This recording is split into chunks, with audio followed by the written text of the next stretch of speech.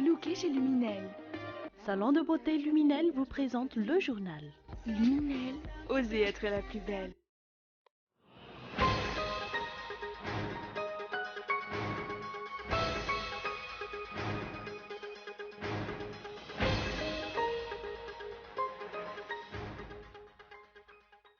Des centaines de personnes sont venues soutenir les journalistes dans leur lutte en faveur de la liberté d'expression, une liberté qui est morte depuis l'adoption du Code de la communication par les députés.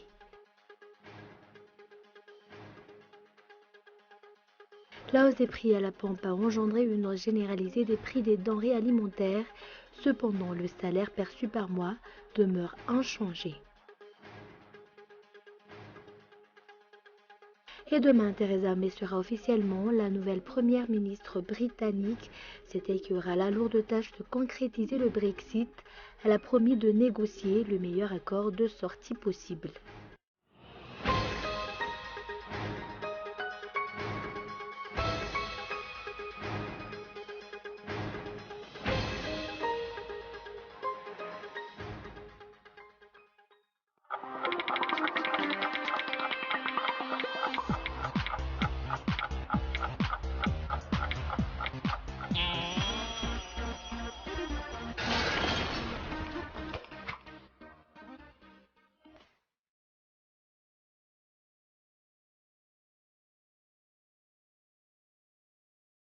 Venez vous relooker chez Luminel.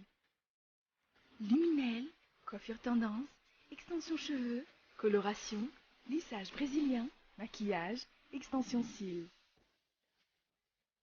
Pédicure, manicure, onglerie.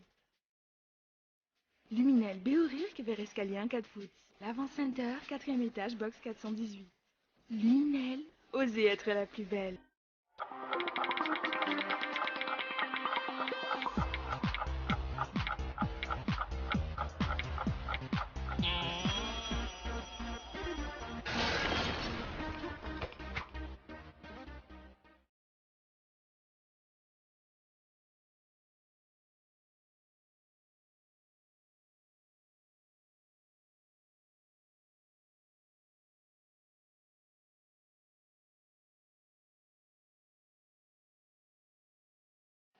Bonsoir à tous et bienvenue dans ce journal.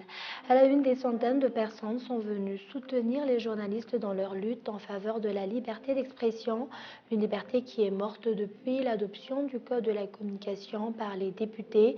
Et ensemble, les journalistes et leurs partisans ont ainsi voulu enterrer la liberté d'expression, mais les forces de l'ordre ont été mobilisées en masse pour leur barrer la route. Reportage de Zou Rakutenjin.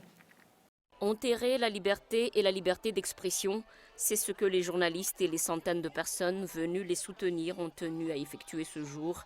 Cependant, très tôt ce matin, les forces de l'ordre ont été mobilisées en masse à Nkoronjan et ses environs. Des barrages ont été érigés pour éviter que les journalistes ne se rendent à Nalakil et pour empêcher les partisans du mouvement à venir grossir leur rang. Malgré les pourparlers avec les forces de l'ordre, ces dernières ont contraint les journalistes à rester à Nkoronjan.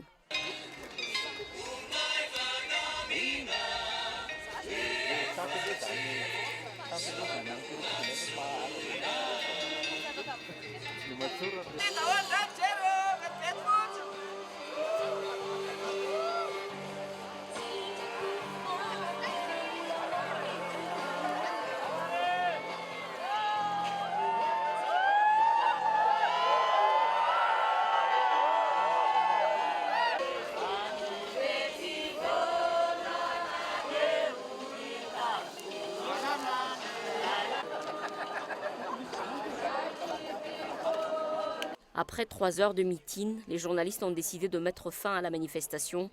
Mais selon eux, même si l'enterrement de la liberté et la liberté d'expression n'avaient pas pu se tenir, l'objectif était en partie atteint, étant donné que la manifestation a réussi à drainer des centaines de personnes qui ont pu s'exprimer librement malgré la pression des forces de l'ordre. Des citoyens sont venus nombreux nous soutenir. Nous tenons à préciser que cette manifestation n'a pas de connotation politique. Pour nous, la revendication est simple, restaurer la liberté de s'exprimer librement à Madagascar. Les journalistes et les partisans du mouvement pour la liberté d'expression ne s'arrêteront pas là. La lutte va se poursuivre. À Analakeli, par crainte de troubles et notamment des pillages, la plupart des magasins ont fermé leurs portes. Et toujours sur ce sujet, la lutte ne prendra fin tant que la victoire n'est pas acquise. C'est en résumé la déclaration faite cet après-midi par les journalistes membres du mouvement pour la liberté d'expression. Reportage. Les journalistes, membres du mouvement pour la liberté d'expression, ont témoigné leur reconnaissance envers les centaines de personnes qui sont venues les soutenir aujourd'hui. Selon eux, une étape importante a été franchie et les intentions malveillantes de ceux qui ont voulu perturber le mouvement ont été déjouées. La manifestation d'aujourd'hui témoigne en outre la solidarité des journalistes qui ont continué à marteler leur déception après l'adoption précipitée du Code de la communication. Les membres de la société civile et les citoyens qui leur ont témoigné leur soutien ont aussi dénoncé l'obstination du pouvoir à vouloir museler la liberté d'expression. Mais tous se sont convenus que la lutte ne cessera tant que la victoire n'est pas acquise. La radio Miramanound continue ainsi d'émettre. Et les journalistes dans les régions sont aussi solidaires avec leurs collègues dans la capitale. À Majanga, par exemple, les journalistes se sont donné rendez-vous devant le légendaire Baobab et ont procédé eux aussi à l'enterrement de la liberté d'expression. Selon le journaliste Hervé Ramanansou, les adeptes d'Internet sont également venus grossir les rangs des journalistes. Et en outre, une partie de la population et des partis politiques locaux sont prêts à manifester contre la dictature dans le pays. Les journalistes Afiana Ransu et Touamas, par contre, ne se sont pas mobilisés aujourd'hui, mais ont par ailleurs affirmé qu'ils sont de tout cœur avec leur père et ils attendent d'ailleurs les directives quant à la suite de cette lutte commune. Et nous passons aux actualités économiques. La hausse des prix à la pompe a engendré une hausse généralisée des prix des denrées alimentaires. Cependant, le salaire perçu par mois demeure inchangé. Le Ficemare interpelle ainsi l'État et réclame entre autres la maîtrise des prix du carburant. Reportage. La hausse généralisée des produits de première nécessité et des denrées alimentaires en général affecte considérablement le pouvoir d'achat de la population. Si auparavant un salarié moyen pouvait s'acheter 200 kilos de riz avec son gain mensuel, aujourd'hui il ne peut en acheter que 150 kilos. Conséquence, les dépenses doivent être strictement limitées et les ménages n'achètent plus que ce qui est vraiment essentiel. Avec l'inflation galopante, nous sommes obligés de réduire nos dépenses. Les dépenses minimum d'un couple ayant 2 enfants à charge avoisinent les 300 000 arrières par mois, hormis les dépenses de santé. Le salaire minimum à Madagascar est pourtant de 140 000 arrières. Face à cette réalité, le syndicat Ficemare interpelle l'État pour qu'il prenne des mesures pour améliorer le niveau de vie de la population. Il prévoit en outre de rencontrer le patronat. En attendant, le Ficemare réclame la maîtrise du prix du carburant. Si le salaire aurait dû être fixé à 400 000 arrières en 2000, actuellement un salarié devrait percevoir le double, soit 800 000 arrières. Outre la hausse des PPN, les ménages malagasy doivent également faire face à la hausse de la facture de l'électricité et celle des frais de transport. Ceux qui s'attendaient à une amélioration de leur niveau de vie il y a 2 ans et demi sont énormément déçus. Qui oserait dire encore que le peuple malgache n'est pas pauvre ? Et avant de passer aux actualités internationales, version contradictoire, le ministère en charge des mines a démenti aujourd'hui les informations qui ont circulé depuis des mois selon lesquelles les forêts de Tapia à Souamaman sont menacées par l'exploitation aurifère menacée par une société chinoise dans cette localité. Ces forêts ne seront pas détruites, rassure ce ministère, affirmant par la même occasion qu'un permis d'exploitation a été délivré pour l'exploitation à Souamaman. Pendant plusieurs semaines, pourtant, élus, habitants, membres de la société civile ont manifesté leur crainte quant au danger que représente cette exploitation sur les revenus des habitants et sur l'environnement à Souamaman, une exploitation qui durera 40 ans. Et nous passons aux actualités internationales. Calme précaire au Soudan du Sud après 4 jours de violence entre forces loyalistes et ex-rebelles. Le président et le vice-président ont appelé hier leurs partisans à déposer leurs armes. Reportage de France 24. La situation est calme à Djouba ce matin. J'ai entendu un peu plus tôt quelques explosions au loin, mais vraiment rien de comparable avec la journée d'hier. Il y a même quelques personnes qui commencent à s'aventurer dans les rues pour se ravitailler en nourriture et l'armée affirme que la situation est sous contrôle. En fait, tout laisse penser que les troupes loyales au président Salva Kiir ont pris le dessus sur celles de l'opposition qui sont moins nombreuses dans la capitale et qui ne disposent pas d'hélicoptères de combat ou d'artillerie lourde. Hier soir, le président a ordonné un cessez-le-feu immédiat. Riek Machar, l'ancien chef rebelle, a lui aussi appelé ses hommes à déposer les armes. La question maintenant est de savoir si les deux hommes sont vraiment aux commandes de leurs troupes et est-ce qu'ils pourront contrôler les éléments les plus radicaux. Par ailleurs, il y aurait aussi eu de nombreux pillages qui ont été commis hier soir et dans la nuit par des militaires. Alors bon, Djouba prend un peu de répit là pour le moment durant cette accalmie, mais la situation reste très tendue. Et comme nous l'avons annoncé dans les titres demain, Theresa May sera officiellement la nouvelle première ministre britannique. C'est elle qui aura la lourde tâche de concrétiser le Brexit et elle a promis de négocier le meilleur accord de sortie possible. France 24.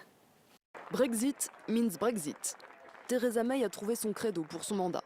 Après l'annonce officielle de sa nomination, la future première ministre britannique a répété son engagement à plusieurs reprises. Brexit means Brexit. Brexit veut dire Brexit et nous allons en faire un succès. Il n'y aura aucune tentative de rester à l'intérieur de l'Union européenne. Theresa May a fait campagne pour le Remain, mais c'est une eurosceptique de cœur, une carte qu'elle devrait jouer pour tenter d'unifier le Parti conservateur. Je pense que nous allons avoir de l'unité, un objectif et une première ministre expérimentée qui va accomplir le Brexit et mener un gouvernement qui doit encore tenir pendant 4 ans. Nommé pour 4 ans, mais pas élu. Dans l'opposition, certaines voix s'élèvent pour réclamer la tenue d'élections législatives. Voilà donc un autre défi pour Theresa May, affirmer sa légitimité après avoir succédé si rapidement à David Cameron. Le nom du prochain Premier ministre devait être annoncé en septembre, mais sa concurrente Andrea Leadsom s'est finalement retirée de la course. Une nomination express qui donne de bons espoirs à Bruxelles. L'Union européenne voudrait que le Brexit soit très vite mis en place. Plus l'incertitude va durer, plus ce sera coûteux pour l'économie. Il est essentiel que nous voyions une importante accélération du changement en Grande-Bretagne avec l'arrivée de Mme Theresa May ce mercredi. Jusqu'à présent, Theresa May ne prévoyait pas de déclencher le processus du Brexit avant la fin de l'année. Il reste à convaincre Bruxelles de ne pas aller trop vite. Et un rappel des titres pour clore ce journal. Des centaines de personnes sont venues soutenir les journalistes dans leur lutte en faveur de la liberté d'expression. Ensemble, les journalistes et leurs partisans ont ainsi voulu enterrer la liberté et la liberté d'expression, mais les forces de l'ordre ont été mobilisées en masse pour leur barrer la route. Et enfin, la hausse des prix à la pompe a engendré une hausse généralisée des prix des denrées alimentaires. Cependant, le salaire perçu par mois demeure inchangé. Et voilà, c'est la fin de ce journal. Merci pour votre fidélité. Au revoir et bonne soirée.